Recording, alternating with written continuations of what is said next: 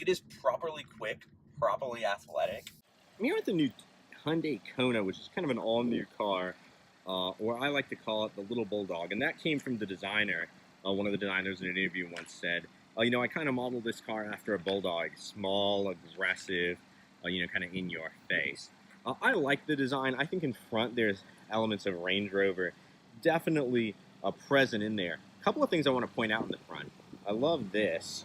This is kind of what reminds me of Range Rover. It's not actually functional, but it's a cool design piece that on a Range Rover I believe would be the air intake. So you get like a higher ground, not ground clearance, but a higher, water treading area. These are not actually the headlights, as you might think. Oh, it has LED headlights. The headlights are actually down here. I thought that was kind of an interesting, touch on here. You can't get laser-guided cruise control in here. Obviously, they planned for it, though, because this is where the sensor would be. I'm sure they'll maybe add it later, and obviously that's in the plan. Just, didn't make this revision, even in the higher trim. Coming around to the side here, love these rims. Like, it's a very sporty, aggressive. Like I said, Range Rover Evoque is what it shouts to me. What does it remind you guys of? You really have to see this car in person, and in darker colors it looks better. It hides a lot of the plastic. I like aggressive, kind of funky, different, sporty looking, choppy cars. So for me, I like it, obviously. Like I said, that's something you'll probably either just love or really hate about the car. In the back, it's a little more conservative and kind of traditional looking. I always tell people I have a turbocharged, a kind of rare, exotic car for the Kona, and sometimes people think Kona's egg. So that's always funny when that happened. But yeah, it's a good looking car. Nothing else, it looks different than everything else on the road. How is it? It's actually not bad. For these CUVs or compact utility vehicles, oftentimes with the rear seats folded up, they'll have nothing back here. This one actually has quite a bit, and it's got this little storage, and then underneath that, it actually has a spare tire, which I thought was super cool. That you kind of get the spare tire and some storage. And then with these seats folded down, a ton of stuff back there. It's actually one of the bigger, like I would call them, compact utility vehicles out there. I kind of like the size a lot. Like I said, just kind of end back here, and then you have to fold the seats down to get any significant space back there. So very cool there. Let's check out that engine, that 1.6 turbo. Looks like there's a little mirror there so you can see yourself as you're doing car reviews. That's not actually the case, though. That's for the head-up display. Pulling this guy up. Again, I always surprised me when a car has a front bias and weight distribution, they don't, find an area in the back with the battery. They didn't. I like the way the air intake comes around here. I think that's pretty cool. And actually, as you look at it, it almost does seem like the air intake wraps around there. So maybe part of this is functional. I'm not sure. Very strange. But nice little turbo inline. Looks like an inline 4. Compared to other compact utility vehicles, 2 6-feet people are going to be just fine. This one is actually kind of bigger. Maybe this wouldn't be like a subcompact. Maybe this is actually considered a midsize. Either way, it actually has practicality, which is what I've been moaning about a lot of these vehicles. I'm like, it's literally you're just buying it for the increased ride height and maybe all-wheel drive. Here, this car is, pretty standard for its class. It actually looks a little better on video than it does in person. It's nice. I mean, with the starting price of this car, you can't expect too much, but Hyundai always does nice interiors, like the steering wheel on this guy as well. Like the kind of round vents on there. I think that's a nice style change. The Hyundai gauges are always, pretty darn good. You get a nice trip computer in the middle there, as well as some big, backlit gauges, which are very nice. Climate control, pretty basic on here. Very functional though, very easy to use. No dual zone, even in the higher end trims. Again, not a lot in this class has it. Really do like the key on this one. I don't show keys too often, but Hyundai's doing a new key design, and it is really nice. Like, it feels so premium. Lots of storage on this guy, as you'd expect from an SUV. A little cubby up there. The higher trims have wireless charging down there, Apple CarPlay, Android Auto, all that good stuff. Heated seats. Even on the high-end trims, you can't get cooled seats in this guy, but again, that's kind of par for this course. We'll talk about this all-wheel drive lock in the drive review. I like that it's there not only for a little, light going through a field sort of thing, but I also like that it's there because it doesn't seem to have a high-speed lockout here. Drive modes, of course, there's a sport mode, which with the dual clutch helps things exponentially. Coming back here, manual handbrake still, cup holders. And a nice little console. It's not the deepest in the world, but you know, it's there. If they'd have gone with an E handbrake, you know, obviously you would have been able to move this forward and have a little more room. Coming around here again, nothing too crazy. Nice screen in the middle there, very high resolution on the, you know, you can get that on the upgraded trims. Even the basic Hyundai Kia screens are pretty decent. And then of course, you know, the seats are good looking with the leather trim and they're comfortable. Obviously the leather is, you know, optional on a higher end trim. And of course there is a moonroof you can get on this guy as well if you like to see the sky. I mean, it's pretty basic. You get cup holders. Oh, you do get a lot of legroom like I pointed out earlier. Sorry for my hands, I've been doing car work all morning. And in addition, you get this little window back here. So as you're riding along, you can get a view of what's behind you. I think that's kind of cool. It's just, I love little random windows that when cars have that.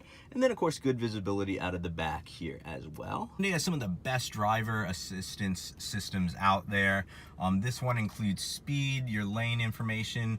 If it knows what the speed is, you know, the speed limit, it'll do that as well.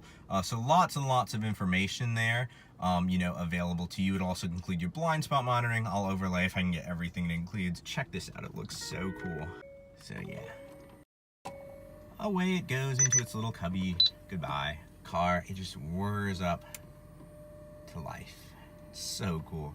And some people don't like these, but it requires a different windshield sometimes to have other, you know, ones or a much higher power display on there. Here is with the Android Auto, I can actually use my phone and actually show you guys, so that's cool.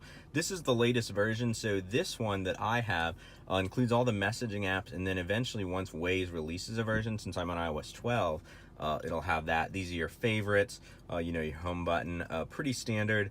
Apple CarPlay in there. You can get all your radio apps, Apple Music, Google Music, Sirius. You know, I'm pretty brand agnostic, even though I like Apple products, so I have a little bit of everything on here. And then of course here are all your apps. Hyundai will just take you back to the main screen. And then of course, yeah, I do wish you could change what was on the left side. That's kind of frustrating to me. It does have all these data services though, which are really cool. Look at that. You know, that's kind of neat if you get the nav. Obviously, it's everything you can get on your phone. So, and then here's your Sirius XM. One thing I will say, here's the radio view. One thing I do love about Hyundai Kia, and I don't know a whole lot of other cars that have it, I'm sure some do, is you can rewind. So if you like a song, you can go back to the beginning. And what's really cool is you can even go back a couple of other songs, which 3, 4, wow, it's actually 4 songs. And that's cool because you don't even have to be on the station. I go here to this, I'm like, oh, that's a cool song, but I wonder what played before. Well, I can just go right back. It's so cool and so neat. Obviously, you only get that on Sirius XM. This one does have HD radio as well, which sounds really great. I do like the Harman Kardon system on here. If you like, it's not a Harman Kardon. I do like the Infinity system on here. If you listen to music, you know, it gives you a center speaker up there, a nice subwoofer in back. I believe a little bit upgraded tweeters and of course amp as well. So if you listen to music, that's a nice option to get. These vents not only look cool, but they're very functional. To close them, you just direct it all the way to the right. And then of course you do have adjustability within that.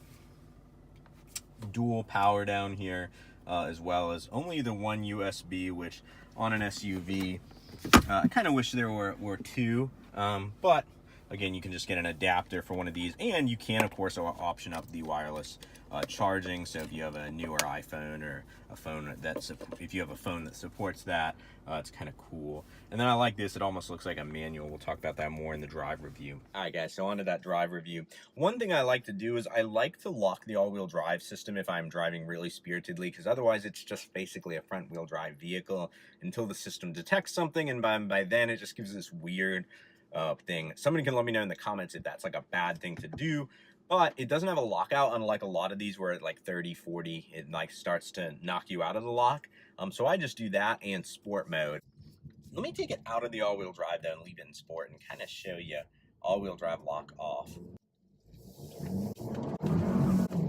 See, I don't know if you noticed that. Now,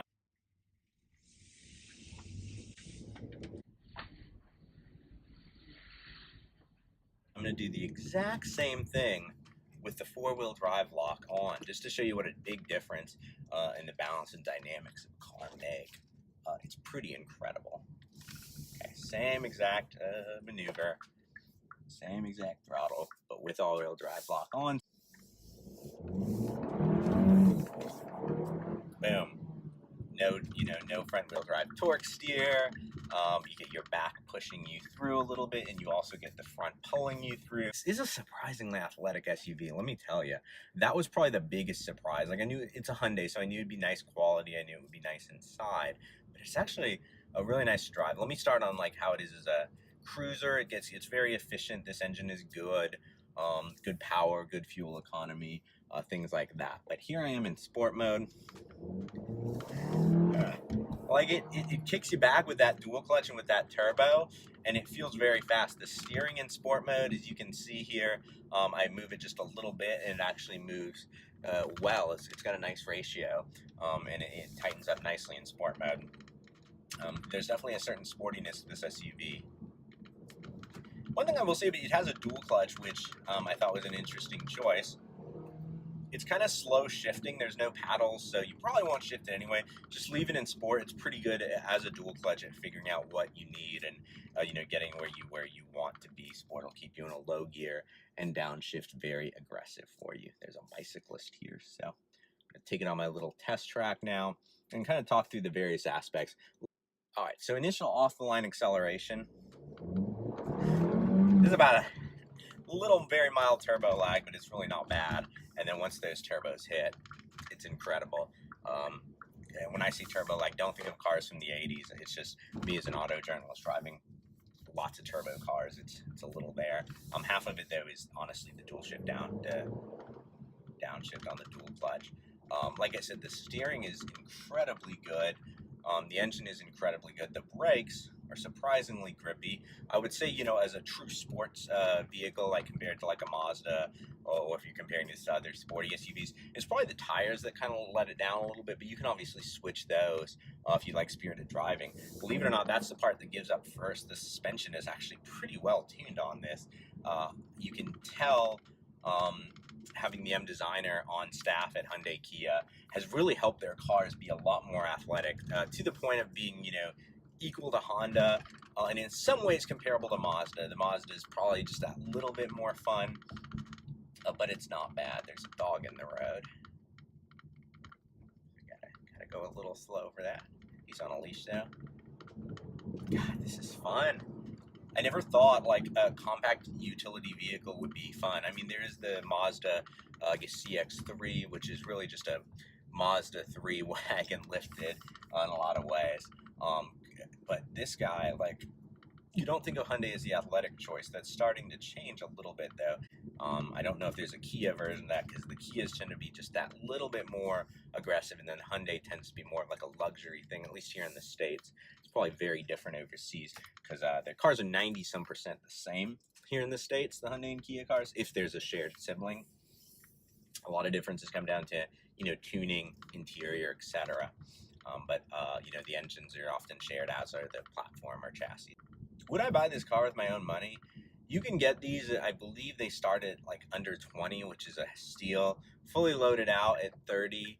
You do get a lot of stuff if you want like a luxury experience at 30. It's still not a bad deal. I would probably get one, middle-wise options package. I probably wouldn't get the high-end trim. But, if you could get a Hyundai, often also you have to think when you see these prices, will do deals on the cars. So what you're seeing isn't like the Hyundai seems to have a summer deal, a Christmas deal, much like many car companies. So would I buy this car with my own money? That's a tricky one, because I generally don't like compact utility vehicles. I'll be honest with you. I just don't see the point, unless you like the ride height, over getting like a hatchback version of a car if they make one. This one, however, really surprised me in that it's fun.